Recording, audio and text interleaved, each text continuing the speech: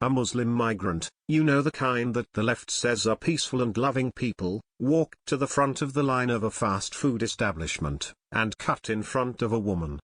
The Muslim migrant then proceeded to tell her to shut up, "You effing whore," and began to order his food. However, this Muslim suddenly realized that this woman was not about to back down, and she quickly showed him who was in charge. Leaders around the world have been bowing to political pressure and allowing droves of Muslim migrants to take over their countries. One of those countries is the liberal progressive utopia of Sweden. Sweden used to be a sought-out destination for tourists, but ever since they have allowed Muslim migrants to take over, it has been in steep decline. Sweden's population increased from 8 to 9 million with immigration alone, with most of the migrants coming from Muslim countries. To make matters worse, rape is on the rise in Sweden, with 1 in 4 women being sexually assaulted by a Muslim migrant. Though while those numbers seems rather grim, there is at least one woman who won't be a statistic. In a video that was uploaded on Information Liberation, a Muslim man pushes his way to the front of a line at a fast food counter. The unknown Muslim pushes a blonde woman in the process, and she was not about to let this guy get away with it. The woman immediately complains, to which the Muslim vermin responds, saying, "I urinate on people like you." Completely unfazed by this Muslim's behavior, she tells him to go back and then actually pushes him and says, "Go back to your damned country." The identified woman then goes on to tell this disgusting piece of flesh, "It is me who lives here." And that is when the worker steps in and tells the rude Muslim migrant, "I'm closing here, go stand last in line." This then prompts a response from the blonde-haired woman, "Go stand last in line, you heard it." The Muslim refugee, visibly angered and frustrated at being put in his place, responds to the blonde-haired woman, "Shut up, you FG whore." It is absolutely astounding to see this woman stand up to the scum that is invading her country.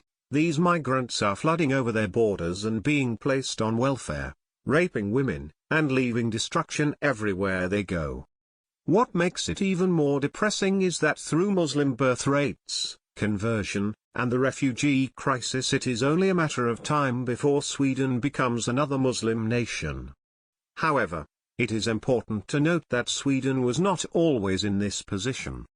In 1975, Sweden made the insane choice to open their borders in the name of multiculturalism. Ever since that horrible decision, crime has steadily increased and there seems to be no end in sight.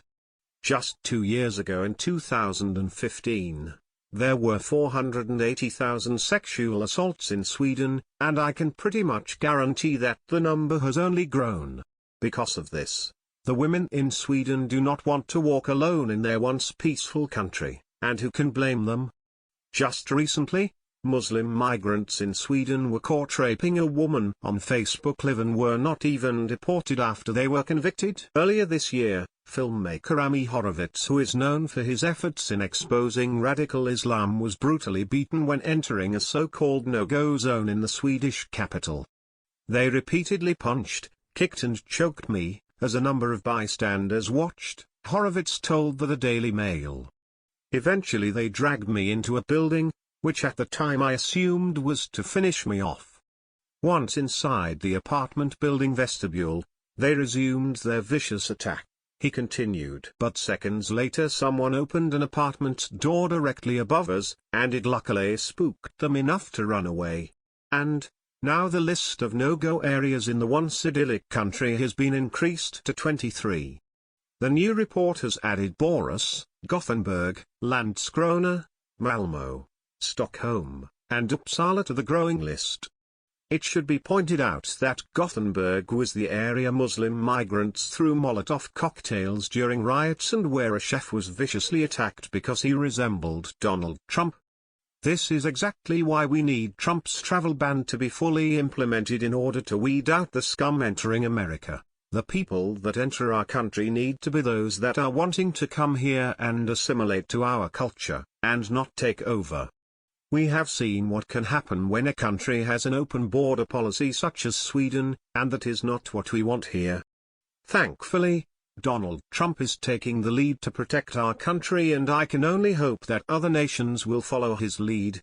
Share if you support President Trump's travel ban on migrants.